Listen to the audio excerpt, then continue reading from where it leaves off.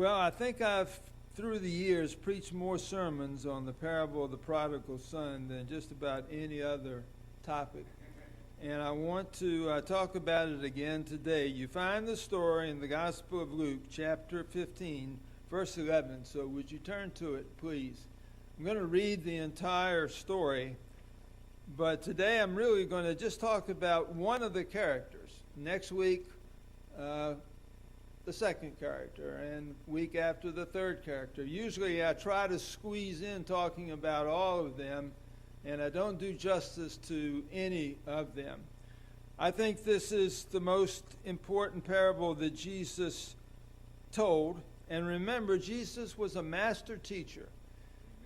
He was able to get down to the level of all of us, and he did it primarily through teaching parables, which are simple stories based on everyday life, which are meant to illustrate a very deep spiritual truth.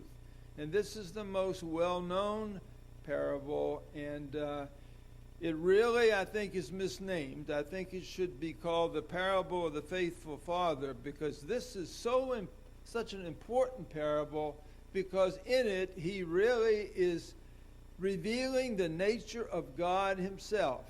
He is really showing that God is like the Father in this story. So next week, when I talk about the Father, I'm going to be talking about the nature of God himself. But today, I'm going to talk about the prodigal son himself. So follow along with me, please. Luke chapter 15, verse 11. Jesus continued, "There was a man who had 2 sons. The younger one said to his father, 'Father, give me my share of the estate.' So he divided his property between them. Not long after that, the younger son got together all that he had. He set off for a distant country, and there squandered his wealth in wild living. After he had spent everything, there was a severe famine in that whole country, and he began to be in need. So he went and hired himself out to a citizen of that country, who sent him to his field to feed pigs. He longed to fill his stomach with the pods that the pigs were eating, but no one gave him anything. When he came to his senses, he said, 'How many of my father's hired men have food to spare, and here I am starving to death. I will set out and go back to my father and say to him, Father, I have sinned against heaven and against you, and I am no longer worthy to be called your son. Make me like one of your hired men.' So he got up and went to his father. But while he was still a long way off, his father saw him, was filled with compassion for him. He ran to his son, threw his arms around him, and kissed him. The son said to him, 'Father, I have sinned against heaven and against you, and I am no longer worthy to be called your son.' But the father said to his servants, 'Quick, bring the best robe and put it on him. Put a ring on his finger and sandals on his feet. Bring the fattened calf and kill it. Let's have a feast and celebrate. For this son of mine was dead and is alive again. He was lost and he is found.' So they began to celebrate."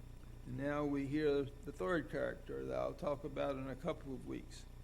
"Meanwhile, the older son was in the field. When he came near the house, he heard music and dancing. So he called one of the servants and asked what was going on. 'Your brother has come,' he replied, 'and your father has killed the fattened calf because he has him back safe and sound.' The older brother became angry and refused to go in. So his father went out and pleaded with him. But he answered his father, 'Look, all these years I've been slaving for you and never disobeyed your orders. Yet you never gave me even a young goat so I could celebrate with my friends. But when this son of yours who has squandered your property with prostitutes comes home, you kill the fattened calf for him.' 'My son,' the father said, 'you are always with me, and everything I have is yours. But we had to celebrate and be glad, because this brother of yours was dead and is alive again. He was lost, and now he is found.'" So the prodigal son was very, very selfish.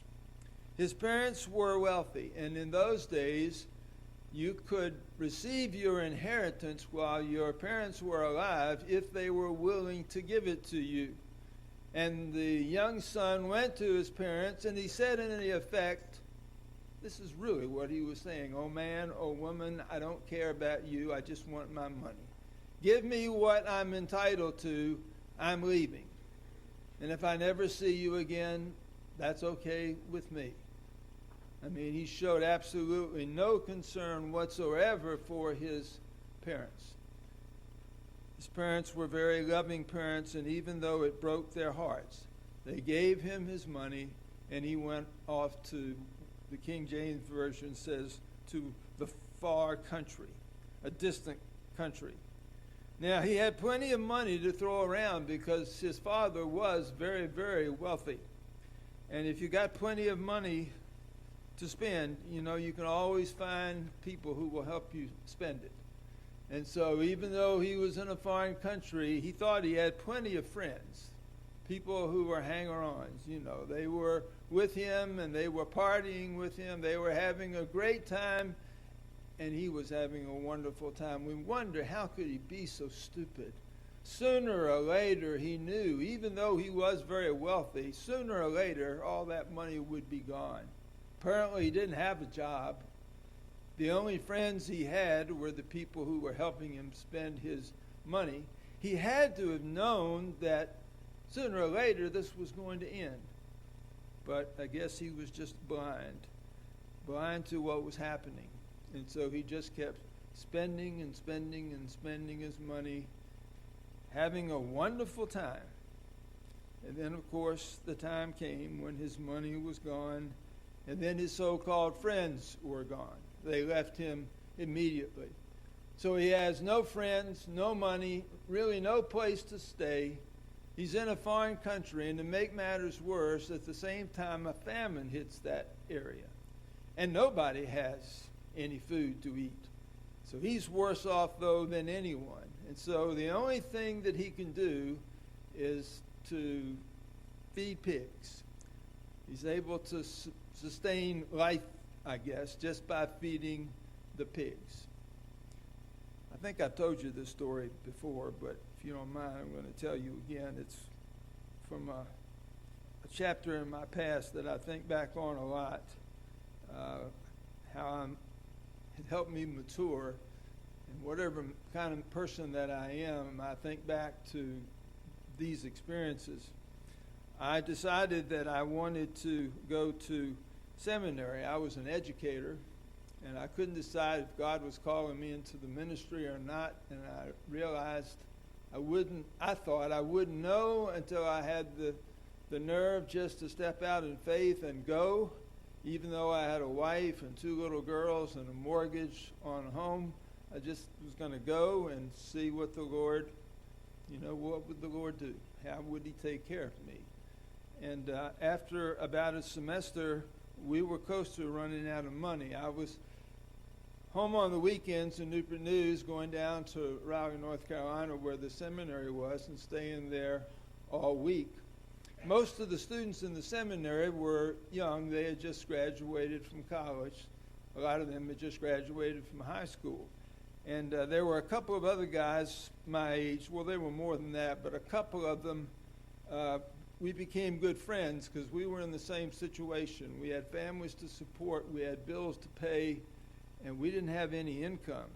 So we were looking for a job. And one of the guys one day came in, and he had smiles all over his face. And he said, "I got great news. I found a job for all 3 of us." He says, "There's a farmer outside of town, and he needs somebody to slop his hogs. And he said he'll pay all 3 of us to do it." And I said, I just got my doctorate. And I said, "Am I like the prodigal son? Have I been as foolish as the prodigal son? Thrown away my job, left my family, and now I'm going to be reduced to slopping the hogs." I didn't do it, needless to say, and somehow God took care of me. But I really thought so much about this story. I guess that's why the story means so much to me. because I really identified with, the boy. Now, I didn't leave for selfish reasons. I didn't leave my family for selfish reasons at all, but I did leave them. Anyhow, the son finds himself reduced to living like a beggar, just feeding the pigs. Now, the key verse in the whole story is verse 17. Let me call your attention to it. When he came to his senses, he said, how many of my father's hired men have food to spare, and here I am starving to death? When he came to his senses, which is something that we all need to do, and it may be something that some of us need to do. We're not in any kind of dramatic situation like he was in, but maybe we've been wandering away from God, in our hearts. Maybe we've kind of put him on the shelf. We may be going through the motions, but in reality, we may be far, far away from God. And if you're in that situation, we've got to come to our senses and make a change. And so he decided that he would go home. Now, he had to be very frightened. He didn't know what kind of reception that he would receive. After all, he had hurt his parents. He had hurt them terribly. Would his father even receive him? Would he even accept him at all? But one thing is for sure. If you are far away from God, if you don't feel as close to him as you did at one time, if things are going badly for you, particularly in a spiritual sense, you've got to come to your senses and make a change. And just pray to God and say, Lord, whatever you want me to do, I'm willing to do it, and I'll do it right now. It may be something dramatic. It may be just something that, you'll lift up to God in prayer when you're alone. But a big step. Sometimes we have to make that step. And it's not only people who have gone off and thrown their lives away. It can be those of us who are in the church who are living very respectable lives and who, for all people can see, we're very, very religious people. But in our heart of hearts, we know that we've drifted away from God. And if you know that perhaps God is speaking to you, then come to your senses and come home to him and do whatever you need to do. Now, let me skip ahead just a little bit. When he came to his senses, he said, how many of my father's hired men have food to spare, and here I am starving to death? I will set out and go back to my father and say to him, Father, I have sinned against heaven and against you, and I am no longer worthy to be called your son. Make me like one of your hired men. So he got up and went to his father. So I'm going to talk about the father next week, because Jesus told this story to let us know who God really is and what he is like, the nature of God. And he captured the nature of God in this one simple story that we can all understand as much as anything else. He could have preached sermons about God for the 3 years of his ministry, but he never could have done any more than he did in this one story. So let me just jump ahead. While he was still a long way off, his father saw him, was filled with compassion, ran to his son, threw his arms around him, and kissed him. The son said to him, Father, I've sinned against heaven and against you, and I'm no longer worthy to be called your son. And really, I'm sure the father just cut him off. Probably didn't even give him the chance to finish. But the father said, quick, bring the best robe and put it on him. Put a ring on his finger and sandals on his feet. Bring the fattened calf and kill it. Let's have a feast and celebrate. For this son of mine was dead, and now he is alive. He was lost and he's found. So they began to celebrate. Isn't it wonderful to think that when we just walk away from God, when we go for maybe years and we hardly even think about God at all. All we have to do is sincerely come to our senses and come back to Him and pray and say, Lord, I'm coming home. I'm coming home to you. Will you receive me? And in this story, the father was out there looking for the boy. He didn't wait for the boy to come home. He ran out to greet him. And that's how God feels about you and me. He's not going to wait for us. He's not going to make it difficult for us. He's not going to hang over our heads all the sins we've committed and all the times that we've ignored Him. He just wants to wrap His arms around us and say, welcome home, my child. I love you. All's forgiven, all's forgotten. But we really have to be serious about coming home. And this boy was serious. Next week, we're going to continue the story about the father and his love, and also talk about the older son. Because you may remember when I talked about this parable, maybe 6 months ago, I mentioned that there was a doctoral dissertation that was done in a seminary out on the West Coast years ago. And the lady that was writing this dissertation, she conducted a study, and she asked people which one of these three did they identify with the most: the younger son, the older son, or the father. And she found that church people, and it was a statistically significant figure, church people identified more than a great deal more for which one of the three do you think? The older son, the villain in the story that we will be talking about, the hard-hearted one who didn't want to forgive, the father who was the one who had really been hurt.